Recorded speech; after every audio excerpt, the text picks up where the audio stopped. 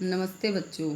आज हम वसंत भाग 1 का लेसन नंबर 4 शमशेर बहादुर सिंह की एक कविता है चांद से थोड़ी गप्पें। यानी इस कविता में शमशेर बहादुर सिंह ने एक 10-11 साल की बच्ची के मनोदशा का वर्णन किया है। वो चांद से के बारे में नई नई कल्पनाएं करती है और वो उससे बातें कर रही है।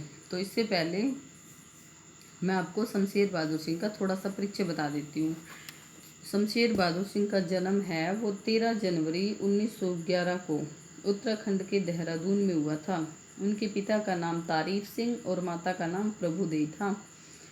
उन्होंने विश्वविद्यालय में भी शिक्षा प्राप्त की है और इससे पहले यानी सबसे पहले वो माया पत्रिका में सहायक संपादक के रूप में भी काम करते थे। बाद में उन्होंने अनेक मनोहर कहानियाँ पत्रिकाओं का संपादन भी किया है। उनके काव्य संग्रह है कुछ कविताएं, चुका भी नहीं हूँ मैं, इतने मास अपने तथा उदिता और बात बोलेगी, ये इनकी काव्य रचनाएं थी। तो अब हम इस लेसन का शरणार्थ करेंगे। इसी वीडियो में पूरी जो कविता है उसका शरणार्थ पढ़ेंगे कि गोल है खूब मगर आप तिरछे नजर आते हैं जरा, आप पहने हुए हैं कुल आकाश तारों जड़ा, सिर्फ मुंह खोले हुए हैं अपना गोरा चिट्टा गोल मटोल। यानी इसमें जो 10-11 साल की लड़की है वो चांद को देख करके अनेक प्रकार की कल्पनाएं कर रही है और वो चांद से कह रही है कि आप है ना गोल हैं खूब मगर, यानी आप बिल्कुल गोल मटोल हैं लेकिन तिरछे नज़र आते हो जरा, लेकिन थोड़ा सा तिरछा नज़र आप आ रहे हो। यानी आप थोड़ा गोल मटोल तो हो लेकिन तिरछा नज़र आते हो। आप पहने हुए हैं कुल आकाश तारों जड़ा, कुल यानी सारा, और आपने तारों जड़ा पूरा आसमान जो है वो पहन रखा है। यानी आपने आकाश तारों जड़ा आकाश रूपी वस्त्र जो है वो पहने हुए हो और सिर्फ मुंह खोले हुए हैं अपना गोरा चिट्टा गोल मटोल, और आपने सिर्फ अपना गोल मटोल गोरा चिट्टा मुंह खोल रखा है।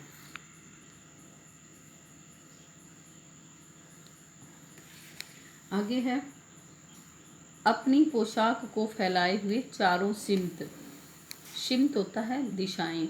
यानी आपने अपनी पोशाक को यानी जो तारों जड़ा आकाश आपने पहन रखा है उसको चारों दिशाओं में फैला रखी है। यानी कि जो बच्ची है वो कल्पनाएं करती हुई कह रही है कि आपने ना अपना गोरा चिट्टा जो गोल मटोल मुंह है वो खोल रखा है और अपने वस्त्रों को चारों दिशाओं में फैला रखा है। दूसरा स्टेंजा है इसका कि आप कुछ तिरछे नजर आते हैं, जाने कैसे खूब है गोकी। यानी गोकी का अर्थ होता है हालांकि या यद्यपि। वाह हाजी वाह, हमको बुद्धू ही निरा समझा है, हम समझते ही नहीं जैसे कि आपको बीमारी है। इस स्टेंजा में जो लड़की है वो कल्पनाएं करती हुई कह रही है कि पता नहीं आप कुछ तिरछे से दिखाई दे रहे हो, यद्यपि आपका यह रूप बड़ा सुंदर है, लेकिन आप हमें बिल्कुल मूर्ख ना समझो। निरा बुद्धू यानी बिल्कुल ही मूर्ख मत समझो, कि हमें आप मूर्ख मत समझो, हम आपको अच्छी तरह से जानते हैं। हम समझते ही नहीं जैसे कि आपको कोई बीमारी, यानी हमें अच्छी तरह से पता है कि आपको कोई न कोई रोग जरूर लगा हुआ है, यानी आप जरूर बीमार हो, कोई न कोई आपको बीमारी है। आगे है आप घटते हैं तो घटते ही चले जाते हैं और बढ़ते हैं तो बस यानी कि बढ़ते ही चले जाते हैं। दम नहीं लेते जब तक बिल्कुल ही गोल न हो जाएं, बिल्कुल गोल। यह मर्ज आपका अच्छा ही नहीं होने में आता है। यानी इसमें लड़की कह रही है कि आपको बीमारी लगी हुई है, यानी आप बीमार हो। जब आप घटने लग जाते हो तो बिल्कुल घटते ही यानी धीरे धीरे घटते ही जाते हो और आपका आकार जो वो बिल्कुल छोटा सा हो जाता है और कभी फिर आप लास्ट में आकाश से गायब भी हो जाते हो। लेकिन जब आप बढ़ना शुरू हो जाते हो तो आप बढ़ते ही जाते हो, रुकने का नाम ही नहीं लेते।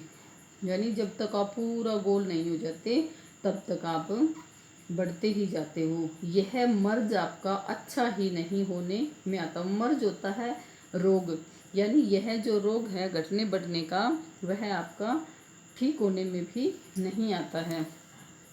यानी जो लड़की है वो कल्पना ही कर रही है, कह रही है कि आपका जो ये रोग है घटने बढ़ने का, ये एक बीमारी है और ये जो है बीमारी आपकी ठीक होने में ही नहीं आती। तो इस प्रकार से हमने इस वीडियो में पूरे लेसन का, पूरी कविता का सरलार्थ पढ़ लिया है। यदि कोई दिक्कत आ रही है सरलार्थ में तो आप मुझे कमेंट करके पूछ सकते हैं। आज इतना ही। Thanks. Have a good day.